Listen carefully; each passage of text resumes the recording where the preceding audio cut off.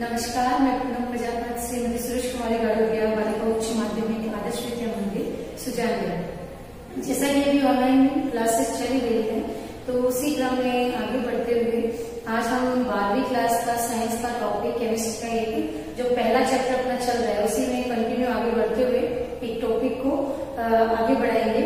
वो टॉपिक जो पीछे अपने डिस्कस किया था तो आपने पीछे के वीडियोस देखे होंगे, तो पीछे के वीडियोस देखते हुए आएंगे बेटा तभी समझ में आएगा कि कितना अपन उस चीज में क्लियर होते जाए, टॉपिक कितना अपने को कंसर्न हो रहा है, नहीं तो फिर वो चीज समझ में नहीं आएगी।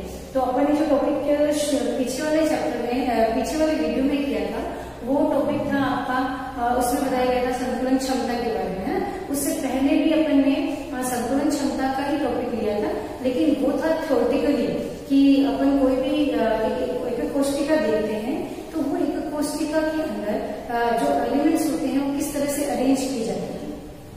तो अरेंजमेंट देखा, तो अरेंजमेंट का एक बड़ा सा चार्ट आपको समझाया गया था।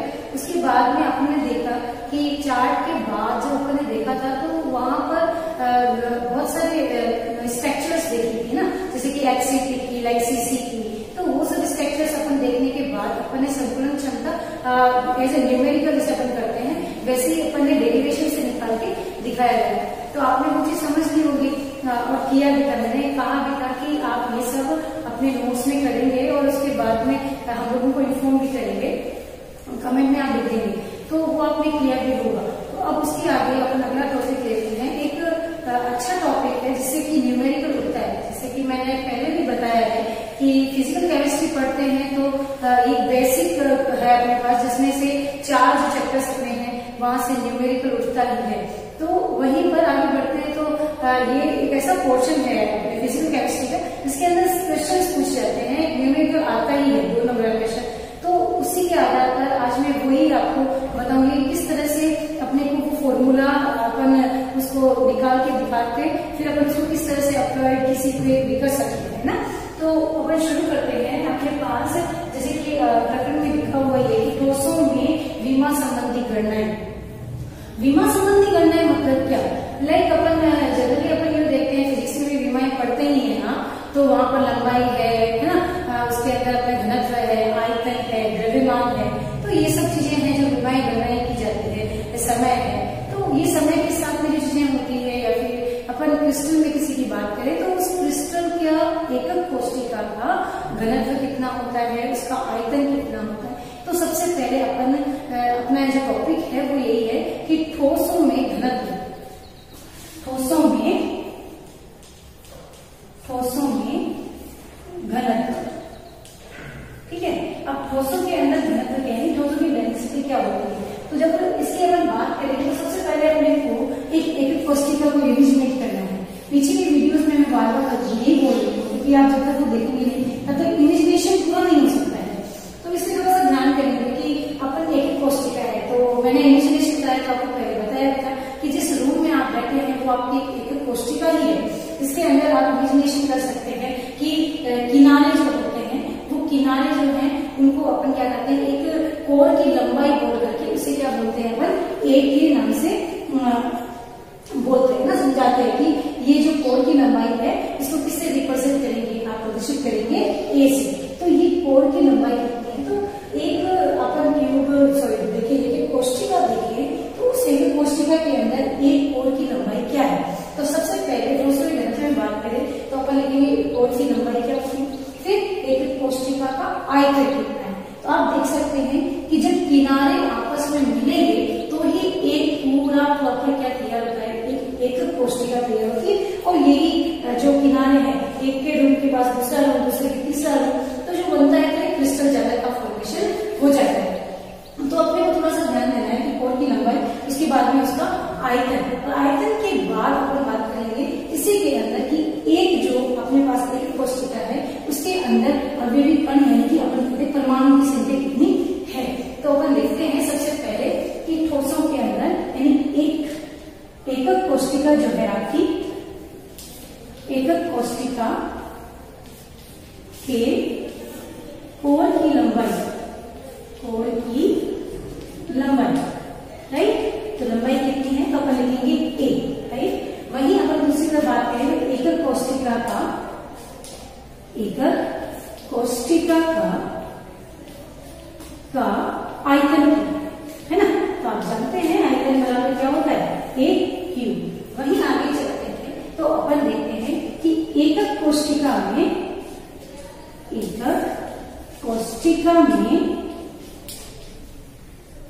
परमाणु, एक परमाणु का द्रव्य, एक परमाणु का द्रव्य, मैंने सारे परमाणु नहीं लिए, आप ध्यान करेंगे।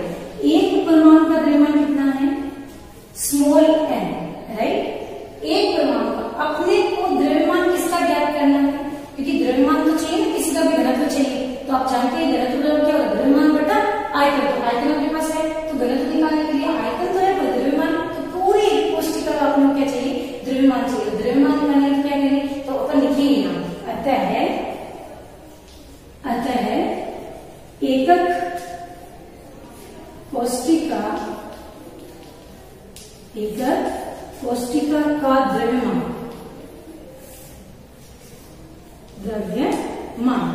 बराबर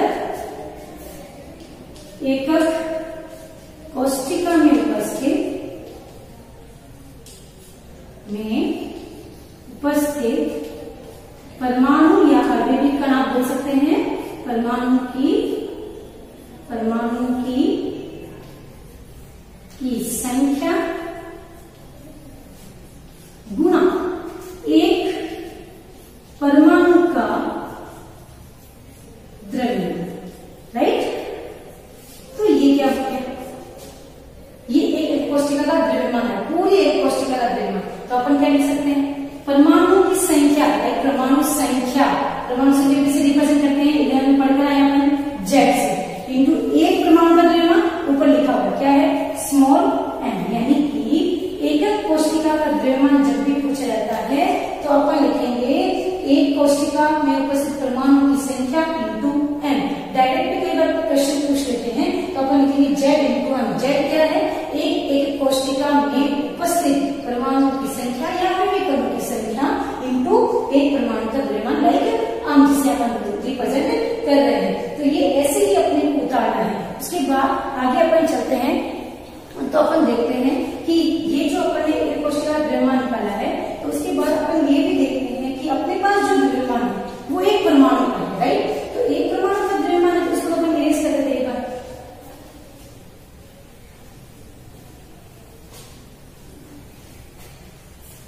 है ना। तो एक परमाणु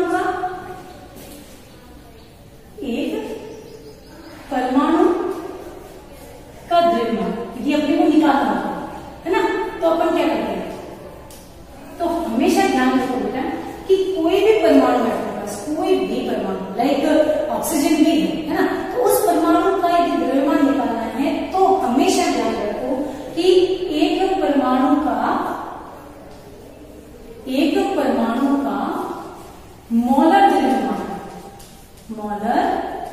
द्रव्यमान बटा द्रव्यमान के अंदर किसका भाग दे दो, अवोगाद्रो संख्या, लाइक मान तो पता ही होगा सबको, अवोगाद्रो संख्या का 6.022 इंटू 10⁻23 संख्या है ना, जिसे अपन किससे रिप्रेजेंट करते हैं, एन ए से रिप्रेजेंट करते हैं। तो अपन क्या लिख सकते हैं, capital N upon N A, ये क्या है, स्मॉल एन की वैल्यू। कई बार सोच लेते हैं कि मैम जब डायरेक्टली एन की वैल्यू हो तब ये इतना सब क्यों करना, नहीं करना ही नहीं, अपने को एन की वैल्यू डायरेक्टली दे दी गई है तो कोई दिक्कत नहीं है। लेकिन कई बार ये बोल देता है कि दिए गए परमाणु का मोलर द्रव्यमान इतना है, XYZ जो भी है उसके अंदर, तो अपने को ये परमाणु का द्रव्यमान कैसे ज्ञात करेंगे, तो कुछ नहीं है, मोलर द्रव्यमान में क्या करो आप, अवोगाद्रो संख्या का भाग दे दो, जिससे क्या हो जाता है, एक परमाणु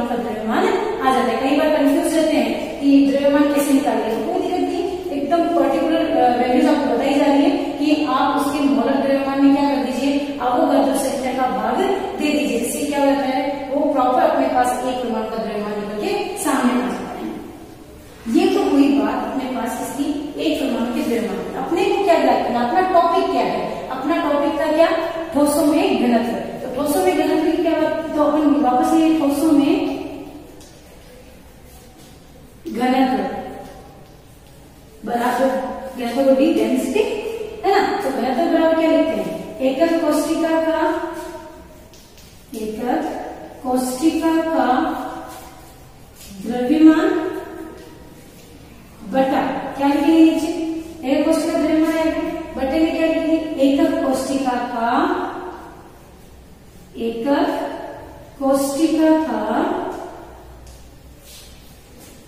आयतन। राइट, अभी मैंने बताया था कि अपने को क्या पता होना चाहिए, एकक कोष्ठिका द्रव्यमान बटा आयतन क्या होता है, घनत्व। अब पीछे भी मैंने लिखा था कि एकक कोष्ठिका द्रव्यमान क्या होता है, तो अपन लिखा Z इंटू एम, तो लिखिए अपन क्या, Z into small m upon आयतन। अपन को लिखा था पहले भी, क्या होता है, AQ। अब ये वैल्यू आ गई आपके घनत्व की। ये तो डायरेक्ट वैल्यू है, यानी कि सिंपल सा एक न्यूमेरिकल दिया, लाइक G0 है और उसकी अपने को घनत्व की वैल्यू, उसका घनत्व ज्ञात करना है ना। तो उसके अंदर G0 के अंदर अभी भी कण कितने हैं, है ना, और परमाणु की संख्या कितनी है, उसका द्रव्यमान कितना है, उसका आयतन क्या है। यदि डायरेक्टली आपको दे दिया गया तो कोई दिक्कत नहीं, डायरेक्ट वहां से वैल्यू उठाएंगे और पुट आउट कर देंगे इस टाइम। लेकिन दिक्कतें कब आ जाती है, जब अपने को कह देते हैं कि कोई भी अपने पास परमाणु है और उसका मोलर द्रव्यमान दे दिया, फिर अपने को पहले तो उसका क्या निकालना पड़ेगा, द्रव्यमान निकालना पड़ेगा, यानी उसमें अवोगाद्रो संख्या की भाग देना पड़ेगा। उस समय ये फॉर्मूला एग्जैक्ट नहीं लग सकता है। क्यों, क्योंकि यहाँ तो केवल क्या दिया गया, द्रव्यमान, जो कि आपको क्या दिया गया न्यूमेरिकल में, मोलर द्रव्यमान। तो इन चीजों का ध्यान रखें। कई बार बच्चे कह देते हैं कि न्यूमेरिकल तो हल ही नहीं हो रहा है, तो वो क्यों नहीं हो रहा है, क्योंकि प्रॉपर वैल्यूज को वहां नहीं रखने जहाँ रखनी चाहिए। तो उस तरह से ध्यान रखना है अपने को, यहाँ पर अपने को द्रव्यमान दिया है, जबकि अपने को न्यूमेरिकल में क्या दे दिया, मोलर द्रव्यमान। तो मोलर द्रव्यमान में फर्क आ गया, वहां पर अवोगाद्रो संख्या का भाग देंगे तो जाके समझ में आएगा कि अपने को वैल्यूज कहाँ पर सही जा रही है नहीं। तो यदि अपने को यहाँ पर मैं लिख रही हूँ, यदि अपने को क्या दी जाए, घनत्व में मोलर द्रव्यमान दे तो अपन क्या लेंगे, Z into capital M upon NA into AQ। तो कोई दिक्कत नहीं, मोलर द्रव्यमान दे दो, इसमें अवोगाद्रो संख्या का अपने को पता ही होती है ना, 6.022 इंटू 10 की पावर 23। कई बच्चे यहाँ पर 23 भी लिखते हैं, तो कोई दिक्कत नहीं है, राउंड फिगर में चलता है, वैल्यूज दो ही इंपॉर्टेंट होती है, 6.02 ही लिखते हैं हम, यहाँ लिखते नहीं है 2, तो वो कोई भी आप कर सकते हैं, 23 भी लिख सकते हैं। तो इसके बाद ये तो था आपके घनत्व की गणना किसके अंदर, ठोसों के। एक और बात है, न्यूमेरिकल जब करते हैं तो उस समय कई बार आंसर्स मैच नहीं करते हैं। क्योंकि मैच इसीलिए नहीं करते कि कुछ वैल्यूज अपने को दिए पिकोमीटर में सपोज, और वैल्यूज में आंसर में आ रहा है मीटर में। कई बार ऐसा मीटर में आंसर दिया गया, अपने पास वैल्यूज है सेंटीमीटर में। तो हमेशा ध्यान करो कि जब भी वैल्यूज आपको दी गई है और आप किसी को उस वैल्यूज को किसी फॉर्मूले में पुट आउट कर रहे हैं, तो उस चीज को लिखते वक्त आप जरूर देखें कि उसको चेंज करने की जरूरत है या नहीं। बिल्कुल है, यदि आंसर मैच नहीं कर रहे हैं, सेंटीमीटर में है, मीटर में, तो चेंज करके ही आप उसके आंसर को लिखें, जरूरी है।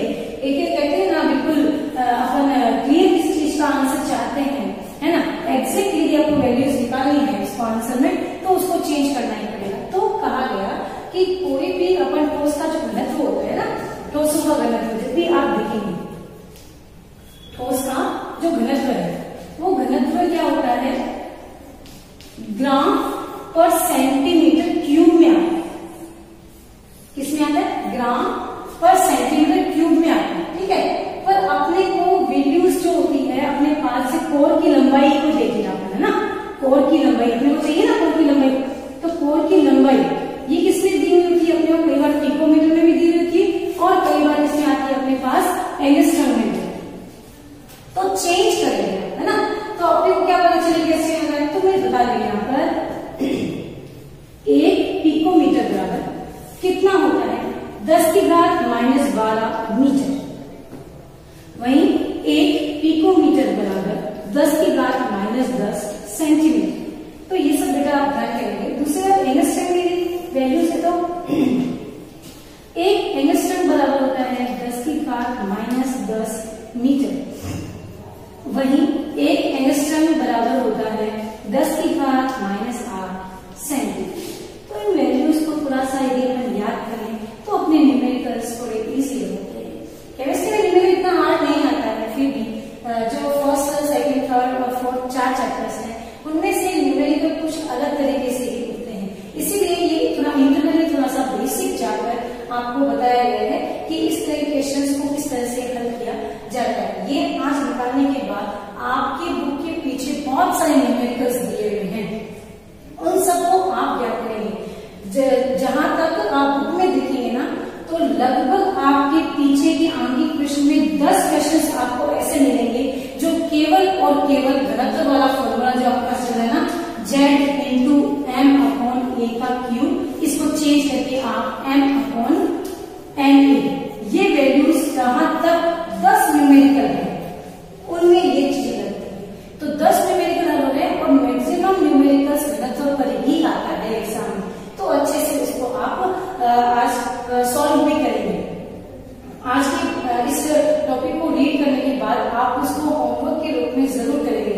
ठीक है, आगे चलते हैं। अगला टॉपिक अपना है, इसी में ही आगे बढ़ते हैं कि जो अपने पास घनत्व कोशिकाएं होती है, इनमें कोर की लंबाई होती है और साथ में त्रिज्या होती है। तो आपने देखा होगा कि एक कोशिका जब भी अपन बनाते हैं तो अपन ने पिछले वाले वीडियोज में देखा था कि एक कोशिका में जो किनारा होता है उसके ऊपर 2 अवयवी कण होते हैं, यानी कि अगर अपन एक किनारा जो सीधा है उसको देखें तब तो 2 अवयवी कण, यदि डायगोनल में देखें, विकर्ण संबंध में देखें तो विकर्ण संबंध में 3 अवयवी कण क्या होते हैं, अरेंज होते हैं, है ना। तो यहाँ पर अपने पास क्या है, कोर की लंबाई और इस गोले में उपस्थित क्या, उसकी त्रिज्या r, उसमें क्या संबंध है। तो अपना अगला टॉपिक है कोर की लंबाई।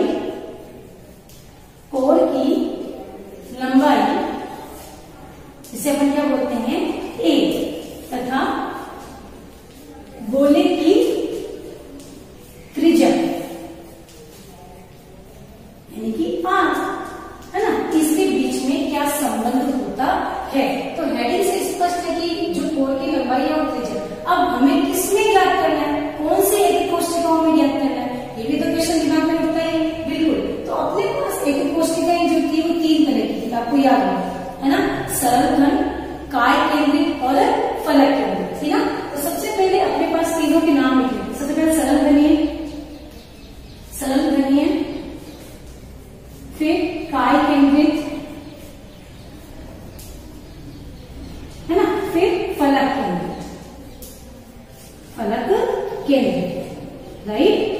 अब जब इनकी बात करते हैं तो अपन जानते हैं सरल क्यूब में एक किनारे पर हमेशा कितने अवयवी कण होंगे, 2 अवयवी कण होंगे जिनका आधार, तो अपन हमेशा a बराबर कितना निकलेगा, 2। काय केंद्रित एक डायगोनल हो गया, राइट, बॉडी सेंटर्ड।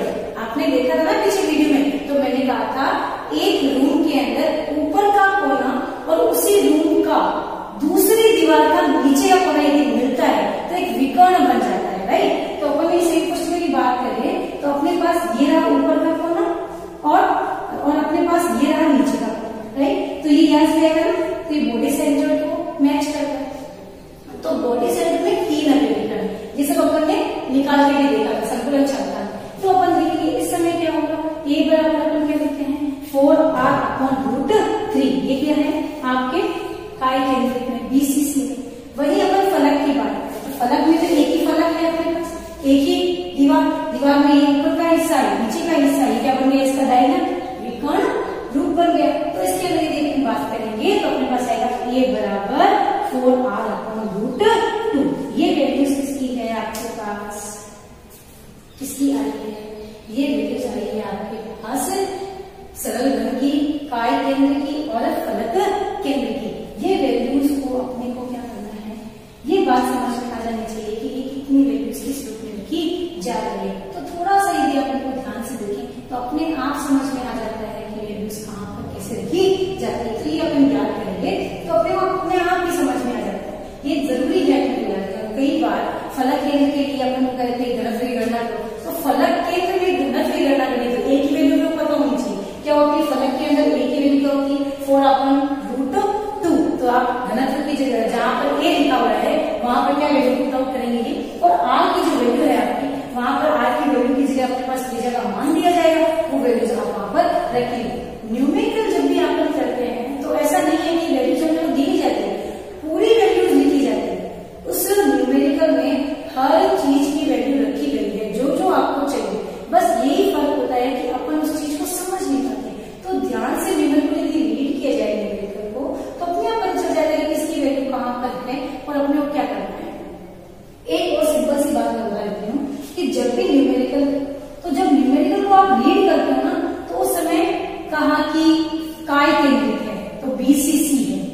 अब बीसीसी में क्या क्या होता है, तो अवयवी कणों की संख्या कितनी होती है ना। तो अपन बीसीसी के अंदर अपन अपने देखें तो अवयवी कणों की संख्या कितनी बताई गई है अपने पास, 2 बताई गई, 1+1, राइट। तो ये अवयवी कणों की संख्या होगी। वहीं पर अपन बात करें कि इसके अंदर अवयवी कण 2 होते हैं, तो इसकी कोर की लंबाई कितनी होती है, तो बीसीसी में 4r/√3। तो ये सब चीजें आपको तुरंत उसी समय नोट कर लेनी चाहिए, ताकि जब अपन फॉर्मूला अप्लाई करें तो उस समय उन चीजों को सामने होगा तो अप्लाई किया सकता है, अगर नहीं किया तो फिर वो अप्लाई नहीं, थोड़ा मुश्किल हो जाता है। थोड़ा सा ध्यान करेंगे इन चीजों के अंदर। आगे चलते हैं अपने पास, जैसे अपने ने त्रिज्या और जो आपके कोर की लंबाई उसमें संबंध देखा, वैसे ही अपन आगे चलते हैं और अपन शुरू करते हैं। अगला है कोर की लंबाई तो है, लेकिन हम बोलेंगे त्रिज्या की जगह क्या है, 2 गुणों के बीच या अवयवी कणों के बीच की दूरी, अवयवी कणों के बीच की दूरी, राइट। तो ये बीच की दूरी को अपन डी है ना, कई बार बच्चे सी डी को क्या करते हैं, डेंसिटी से रिप्रेजेंट करते हैं, तो थोड़ा सा ध्यान करेंगे दूरी से रिप्रेजेंट। तो डी की वैल्यू को वहां लिखा जा सकता है, तो इसमें ज्यादा दिक्कत वाली बात नहीं है कि अपन क्या लिखेंगे कैसे करेंगे। तो वहां जाकर ये डी दिया हुआ जो वैल्यू को वहीं पर पुट आउट की जाएगी, आपको दूरी में ही बोला जाएगा, तभी आप इसको नोट करेंगे। तो हमेशा ध्यान रखेंगे। वही सरल घन की यदि आप बात करें तो सरल घन के अंदर, सरल घन में,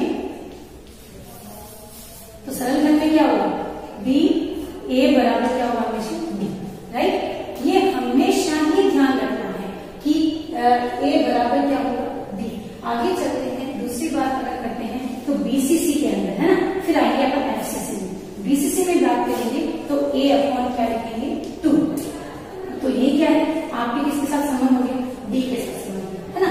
अगली बात अपन बात करें तो ये एफसीसी के लिए तो अपन ये 3/2 है ना, ए के लिए, ये किसको रिप्रेजेंट करता है, डी। तो ये संबंध है आपका जो अच्छे से क्या हो जाता है, अपने पास किसको रिप्रेजेंट करता है, कोर की लंबाई और उसकी दूरी को, जिसकी वजह से एकदम क्लियर वो चीज समझ में आ जाती है कि आप क्या कहना चाह रहे हैं। जब तक ये चीजें अपने को क्लियर नहीं होगी तब तक आपको न्यूमेरिकल नहीं समझ में आएगा।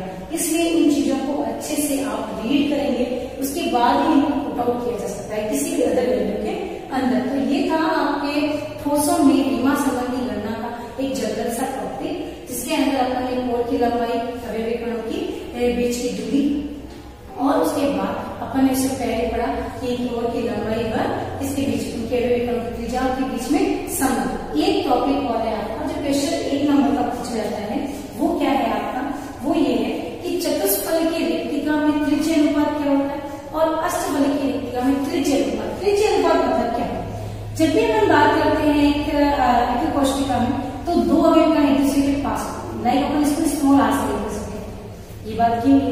वही यदि डायगोनल की बात करें तो एक, फिर ये दूसरा अवयवी कण और एक आगे आपके पास तीसरा। तो यहाँ पर इसकी जब वैल्यू पर लिखते हैं तो ये कैपिटल आर है, तो इस स्मॉल आर और इस कैपिटल आर के बीच में जो अनुपातिक संबंध है उसे नाम दिया गया त्रिज्य अनुपात। तो चतुष्फलक की रिक्तिका भी होती है, आप जानते हैं कि अपने पास इस तरह के अवयवी कण होते हैं और अपन क्या करते हैं उसमें अगला जो बनता है वो इस तरह से रहता है, यानी ये क्या है आपकी चतुष्फलक की रिक्तिका। वही अपन अष्टफलक की बात करें तो अपन देखते हैं 1, 2 और ये 3, उसके बाद अपन देखते हैं ये 1, ये 2 और यहाँ पर ये 3। तो ये जो पीछे सेंटर आपने पकड़ा है ये क्या है आपका अष्टफलकीय रिक्तिका, 3 ऊपर और उसके 3 नीचे, ठीक सेंटर क्या है उसका अष्टफलकीय रिक्तिका। तो इनका अनुपात क्या है, तो ये अनुपात जब अपन देखेंगे तो अपन लिखेंगे यहाँ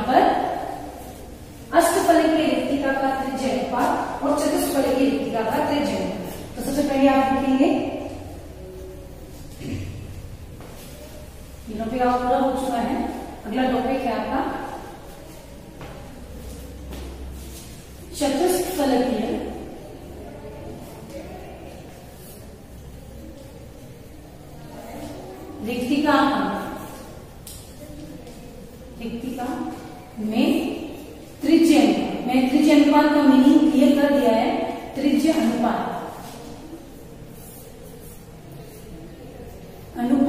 राइट।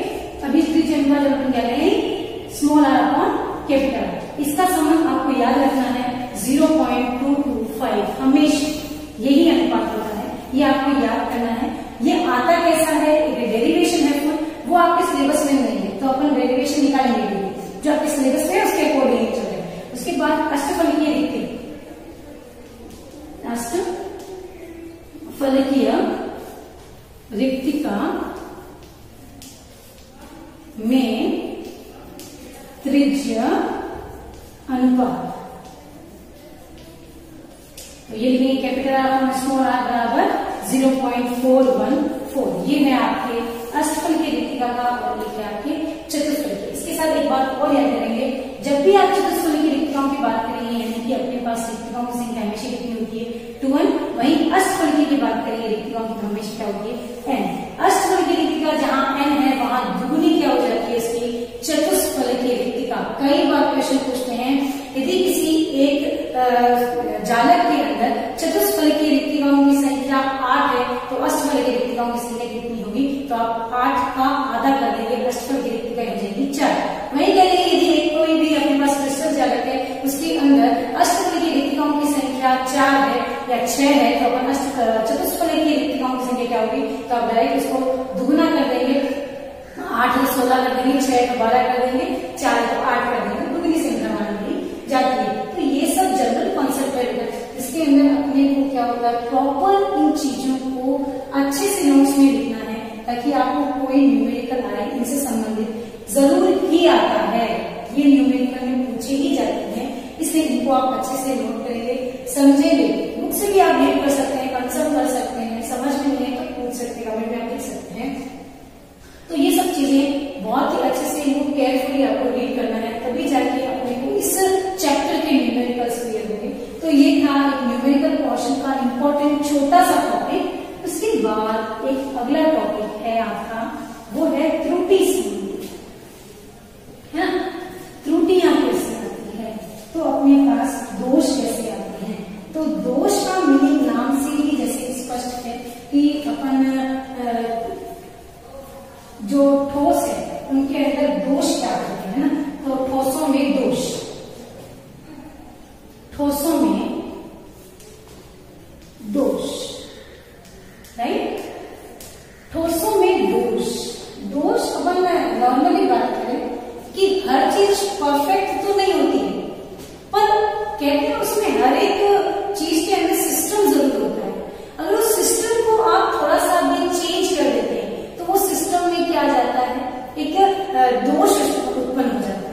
वही ऐसा ही अपने ठोसों में भी है कि कोई भी क्रिस्टलीय ठोस बिल्कुल प्रॉपर तरीके से अरेंज किया है, राइट। इस अरेंजमेंट में यदि कोई भी जैसे कि अपने यू लिखते हैं ये प्लस में है, माइनस में है, फिर प्लस में है, तो ये इस तरह से अरेंज किए गए हैं, अपने पास क्रिस्टल्स अरेंज किए गए। अगर आप इस क्रिस्टल को देखें तो ये बिल्कुल प्रॉपर तरीके से पैक किया हुआ है क्रिस्टल, कोई भी दोष नहीं है। लेकिन यदि कोई भी आपने बाह्य कोई प्रेशर दिया है या फिर कोई भी इसके अंदर डिफेक्ट उत्पन्न किया है तो यहाँ से कोई अभिविकर्ण बाहर जा सकता है या ये अभिविकर्ण जो है यहाँ से निकलकर इस रिक्त स्थान अंतरकाशीय स्थल में भी आ सकता है। तो जब ये अपनी जगह में थोड़ा सा चेंज कर लेते हैं तो इस तरह से क्या हो जाती है, उन्हें थोड़े दोष उत्पन्न हो जाते हैं। कई बार ऐसा भी होता है कि अगर यहाँ पर कोई एलिमेंट गया और उसकी जगह कोई दूसरा एलिमेंट आ गया तो वो भी क्या है, एक प्रकार का दोष ही है। जैसे अपन बात कर लें कि अपन घर में 6 मेंबर्स आराम से रह रहे हैं, वहीं पर अपने को अचानक कोई अलग कंडीशन आ गई, कोई अलग व्यक्ति आ गया, तो वो एक प्रकार का क्या है, आपके पास डिफेक्ट उत्पन्न दिखाई देता है कि क्यों, तो अलग हो गए ना, अपने साथ नहीं रहते हैं रेगुलर्स, तो उनकी वजह से अपने को इस चीज को लगता है कि ये तो क्या है, एक प्रकार की अपने को चेंज करना पड़ेगा। जो चेंज आया वही इससे नाम दिया गया, दोष दिया गया नाम। अब आगे चलते हैं, इसी को एक चार्ट से समझते हैं। आज मैं आपको एक सिंपली चार्ट बना के बता रही हूँ कि इस दोष के अंदर कितने टॉपिक्स हैं। नेक्स्ट वीडियो के अंदर मैं डिटेल में डिस्क्राइब करूंगी विद डायग्राम कि ये किस तरह से अरेंज होते हैं किसी भी क्रिस्टल के अंदर। तो आप एक जो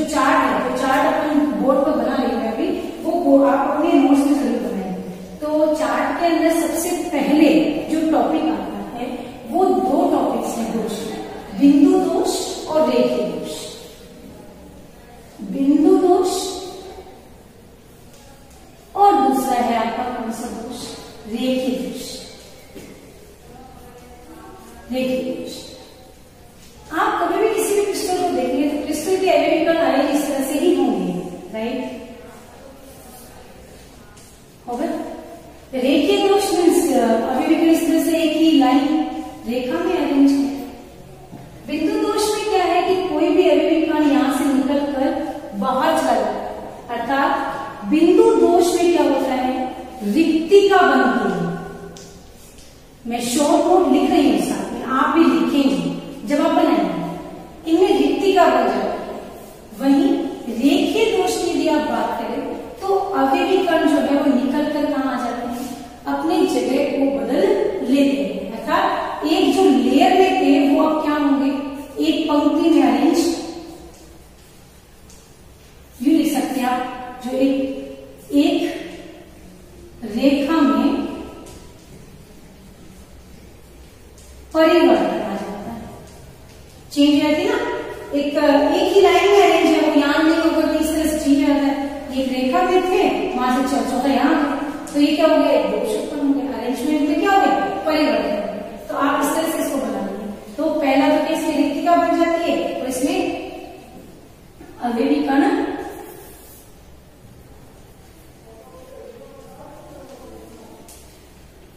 रेखा में परिवर्तन, राइट। अब अगला चलते हैं बिंदु दोष। बिंदु दोष में बेटा अपने पास ये है कि अपने पास तीन कैटेगरीज है बिंदु दोष। कौन कौन सी है, स्ट्राइक्योमेट्रिक दोष, स्ट्राइक्योमेट्रिक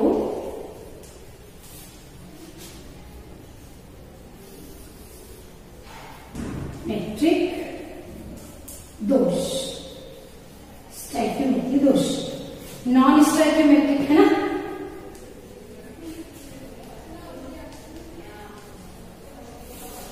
मैट्रिक दोष, राइट। तीसरा है आपका अशुद्धि दोष।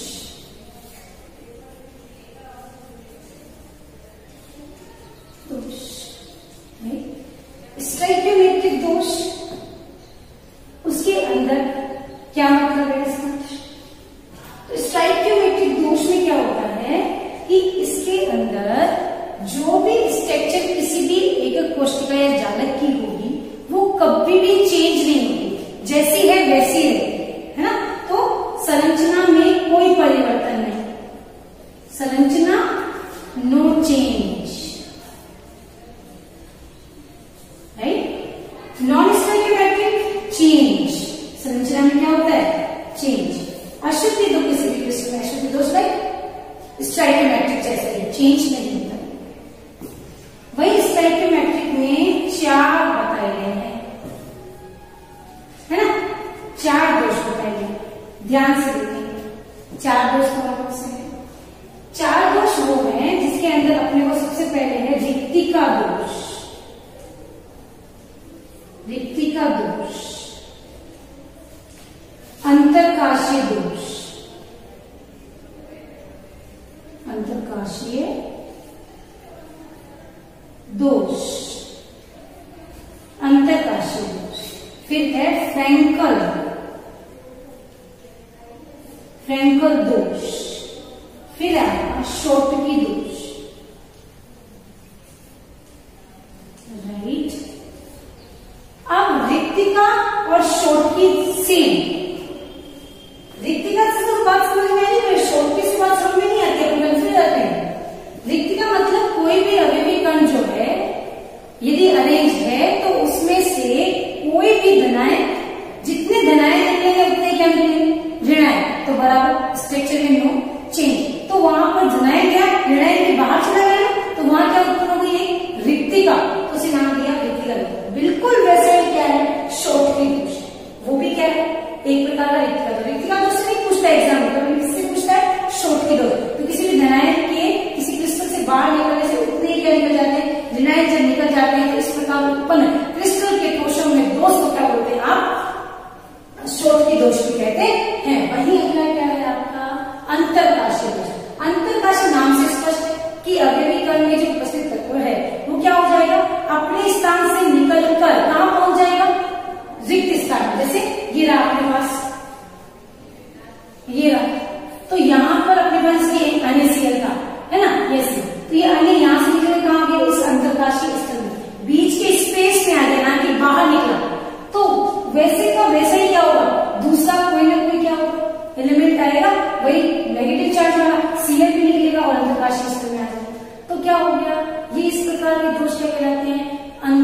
पार्शियल दोष। इस प्रकार इसमें भी क्या हुआ, कोई चेंज नहीं स्ट्रक्चर में, जितना लगाया है उतनी लेना है, चेंज तो है केवल उसने जगह चेंज की है, तो उसकी वजह से क्या होता है, इसे अंतरकाश, एग्जाम में अंतरकाश नाम से नहीं पूछा जाता है, इससे पूछा जाता है फ्रैंकल दोष से। अपन कंफ्यूज है तो ध्यान रखो, अंतरकाशीय फ्रैंकल है और रिक्तिका शोटकी दोष ना, शोटकी दोष के नाम से जाना जाता है। तो ये है आपका चार्ट जिसके अंदर ये। अब है नॉन स्टोइकियोमेट्रिक दोष, जिसके अंदर दो चीजें, धातु अधिक्य दोष और धातु न्यूनता दोष। धातु अधिक्य मतलब धनायन का अधिक्य या फिर ऋणायन का अधिक्य, न्यूनता मतलब धनायन की न्यूनता और ऋणायन की। इनमें एक चीज अपने को हमेशा ध्यान रखनी है, न्यूनता और अधिकता मतलब क्या।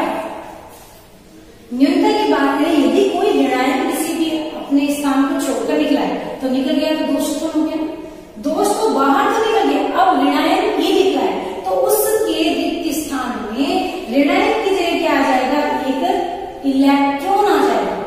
तो तत्व की तो क्या होगी, कमी होगी, लेकिन उसकी चार्ज को पूरा कौन करेगा, इलेक्ट्रॉन। इस प्रकार जो इलेक्ट्रॉन किसी भी अवयवी कण की जगह आते हैं तो उसे एक नाम दिया जाता है एफ केंद्र। एफ केंद्र कई बार एग्जाम में क्वेश्चन पूछते हैं, एफ केंद्र क्या है। ऋणायन के न्यूनता दोष के कारण उस ऋणायन के रिक्त स्थान पर जब इलेक्ट्रॉन पहुंच जाता है तो उसे अपन क्या कहते हैं, ऋणायन न्यूनता दोष, और उसे क्या नाम दिया जाता है, अपकेंद्र। यानी कि इस प्रकार किसी क्रिस्टलीय ठोस में इलेक्ट्रॉन है तो वो क्रिस्टल हमेशा एक कलरफुल क्रिस्टल के रूप में दिखाई देता है। तो इस प्रकार के दोषों को अपन धातु न्यूनता में रखते हैं। वहीं धातु अधिकता की बात करें तो क्या है, यदि धनायन में वृद्धि है, यानी कोई सोडियम एक्स्ट्रा में आ गया है किसी भी अंतरकाशीय स्तर के अंदर, है ना, धनायन आ गया है, तो उस समय क्या होगा, कोई भी ऋणायन जो है वो अपने क्या करेगा, अपने ऑक्सीकरण अवस्था में चेंज कर लेता है, जिसकी वजह से क्या होता है, क्रिस्टल में क्या होता है, केवल और केवल क्रिस्टल के अंदर आवेश संतुलित होते हैं, ना कि एलिमेंट संतुलित होते हैं। इसे एलिमेंट में चला जाता है तो उसकी वजह से अपन क्या कहते हैं, इनकी आकृतियां बदल जाती है। इनकी आकृतियां बदलने के कारण इनको कहते हैं नॉन स्टोइकियोमेट्रिक, जबकि स्टोइकियोमेट्रिक में आकृति बदलती नहीं है, किसकी, क्रिस्टलीय ठोसों की। अब अशुद्धि लास्ट दोष है आपका, जिसके अंदर अपन बात करते हैं कि क्रिस्टलीय ठोस में जब भी कोई अशुद्धि, जैसे कि अपन ने बात की, पहले मैंने बताया कि NaCl का एक क्रिस्टल है तो उस क्रिस्टल के स्ट्रोंशियम की अशुद्धि मिला दी जाती है तो वो क्या हो जाता है, NaCl के अंदर स्ट्रोंशियम की अशुद्धि जो है वो किस दोष को बताइए, आपके अशुद्धि दोष को। ये अशुद्धियां कई बार अच्छी भी होती है कि जैसे कुछ अशुद्धियां ऐसी हैं कि जिनमें कोई भी क्रिस्टल की अशुद्धि आप मिला रहे हैं तो उसकी चालकता बढ़ जाती है, काम जो जिस वे में वो काम कर रहा है, जिस स्पीड में वो काम कर रहा है, उसकी जो चालकता है वो भी बढ़ा दी जाती है। तो इसलिए कई बार अशुद्धियां अच्छी भी होती है। तो ये जनरल कॉन्सेप्ट था, मैंने ठोसों में जो दोष है उसका चार्ट बना के आपको यहाँ पर समझा दिया है। इस चार्ट को आप भी अपने नोट्स में उतारेंगे और इसके अंदर जो थोड़ा डिटेल है वो नेक्स्ट वीडियो में अपन डिस्कस करेंगे। तो हम लोग ये उम्मीद कर रहे हैं कि आप लोग रेगुलर क्लास अटेंड कर रहे हैं और इन सबको देख रहे हैं, घर पर रह के ही अपन अच्छे से ऑनलाइन क्लासेस का फायदा ले सकते हैं, ताकि अपने को आगे जब अपन स्कूल में वापस ज्वाइन करेंगे तो उस समय उन चीजों का फायदा मिले। ऐसा नहीं कि अपन बाद में डिस्कस नहीं कर सकते हैं, बिल्कुल कर सकते हैं, लेकिन पहले कोई चीज रीड की हुई थी उसको समझने में और ही इजी हो जाता है। तो